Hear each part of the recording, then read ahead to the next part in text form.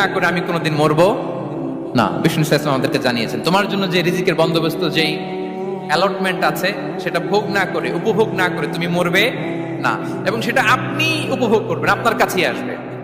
ধরুন আপনারা যে ফল আমেরিকাতে খান, এটা কি আমেরিকায় চাষ হয় ফল, নাকি কানাডা মেক্সিকো থেকে আসে?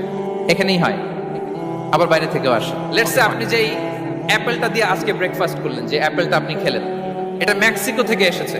ওই অ্যাপেলটা যখন কুড়ি অবস্থায় ছিল, মুকুল অবস্থায় ছিল, তখনই ওটার মধ্যে আপনার নাম লেখা।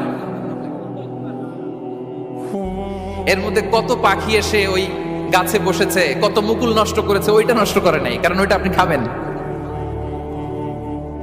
ওইটা পুষ্ট হয়ে সুন্দর একটা ফল হয়ে ইম্পোর্টেড হয়ে এটা আমেরিকাতে আসলো, আমেরিকার বাজারে। অনেক মানুষ ওই ফলটা সুপার মার্কেটে যে ধরে চড়ে নেড়ে আবার রেখে দিয়ে চলে গেছে, নেয় নাই। ওইটা সে খাবে না, কারণ ওইটা আপনার রিজিকে লেখা।